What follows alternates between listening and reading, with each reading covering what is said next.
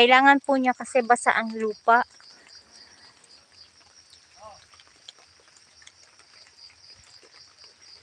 Kaya, ayan.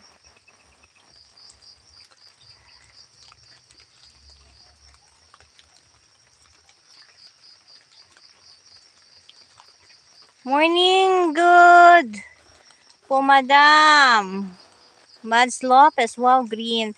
Oo, maganda yung tubo ng mais ngayon. Dahil siguro maganda yung panahon. Umiinit, umuulan.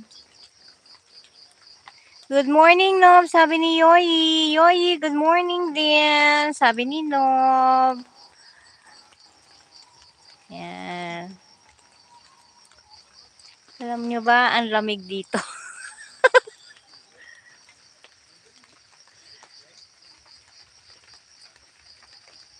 Dito umuulan ngayon.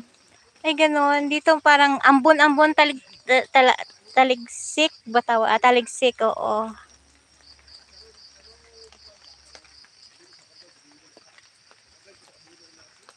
Ayan.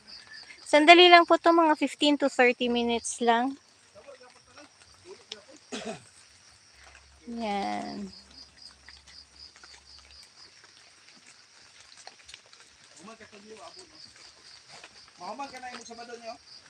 Doro nag-adlaw.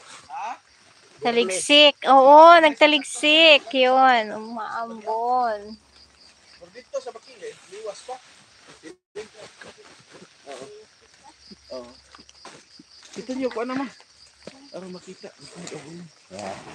Ayan po, kumukuha sila ng abono. Ayan, urea ang aking inaabono ngayon. Day, aron makita niyo. Oo, aduham sila niyo so nasi Inday po. Nakisa wala igdagan niyo, wala eh.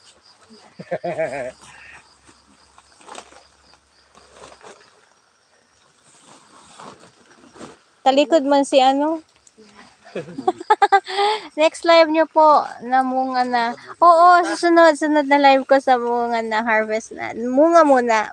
Yung nag-ano muna siya. Ngayon, nag-aabono pa lang. Actually, this is 34 days after planting. Yan. Kung mapapansin nyo po, maliit po ang mga mais dito, dapit. Dito, kasi naanuhan siya ng ng puno, oh. Tingnan nyo. Hindi masyado na aarawan kasi nasasalikdan ng puno, kaya medyo maliit po dito yung yung ating kailangan pulungan pulungan o kaya tanggalin yan, no. Yan yung mga diyan. Hey, hi Faith Tejada. Yan po, meron na po kayong moderator's jacket. Salamat po sa pagbisita.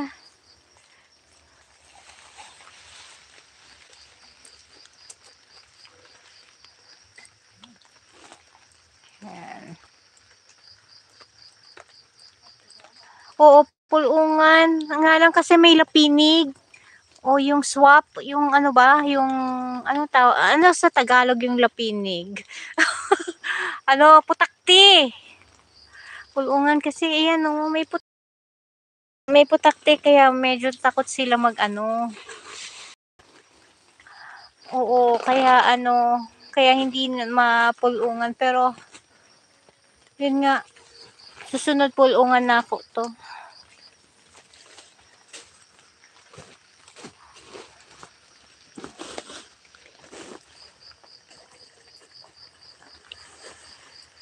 Joycey Heart, happy morning host. Happy morning to Joycey.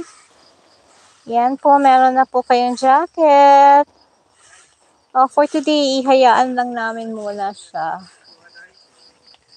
Pero sayang kasi. Yan. Salamat po sa mga patamsak. Inday na maghatod sa inyo. Di pa tamuli? Ikaw, pwede na. Oo, pila na ka oras? 10 minutes pa lang. 10 minutes pa niya na. 5 minutes pa.